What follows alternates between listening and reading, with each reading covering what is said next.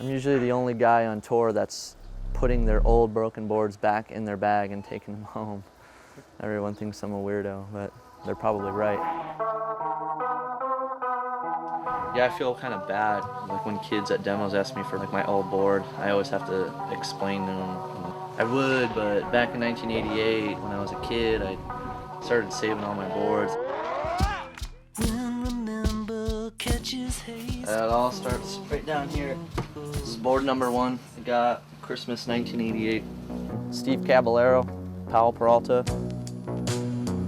I'm pretty psyched because I got Steve to sign this for me. This was a real fun era here. This was all the late 80s. Per Wellender. Powell Peralta. Graphics got all messed up. Started to make my own graphics. Like to draw on the grip tape. All kinds of fun things on there. Rip grip.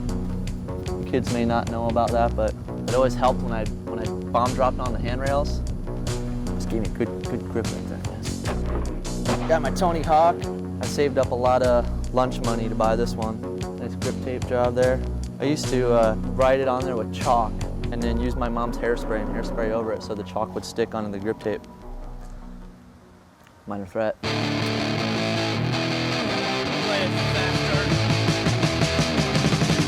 I finally broke away from Powell Peralta and when World Industries started, and I got Mike Vallely here. I have a few Mike Vallely's from back in the day, and I got him to sign them for me, so, you know, to be friends with these guys now is kind of cool. What's cool about this is, since I ride for a Black Label now, so this was my first Jeff Grosso Black Label board. I got this 1991, I think, and then here's my second Jeff Grosso Black Label board. And then here's my third Jeff Grosso Black Label board. See, I really like this board. And this board was a marking point in my life. This was another Black Label board, and I broke it. And this is the point that I realized I had to get a job. So that's when I started mowing lawns. So this whole era here is when I went to California for my second time. I moved to San Francisco. I had no money when I lived there, and I broke boards all the time. I used to buy these blank boards, and I used to draw my own graphics on them. And that's when I met Ed Templeton. He had just started Toy Machine and still had old boards from his television days. So he hooked me up with these boards. Definitely for a 19-year-old kid that has never met a pro before was really exciting to get. And here's another pivotal moment in my skateboard life. Somewhere right in here is where I actually got sponsored. I was very happy and very excited.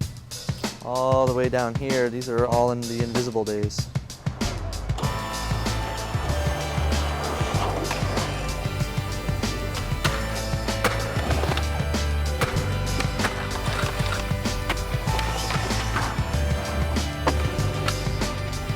Here's another great moment. This is the first board I got when I got on Black Label right here.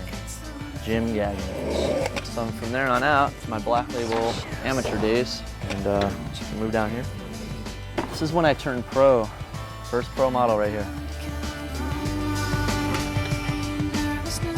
One more interesting thing started happening in my life. Like when I started traveling places, if I went, you know, here or there, I would write where I went. See? Europe 99. Rode this on went to Japan. To me, they're just photographs. My slap cover right here. I think I've probably got like at least 250. When I'm an old man, it'll be cool to look at them and remember the old times. It's cool, you know, like right now being able to lay all these boards out, it's like memories, man. You look through all these boards and you remember all these times in your life that you don't have photos for, but I have the boards for. I'm glad I have them, you know. Most guys I know wish they had them. That's about it, man. That's my board collection.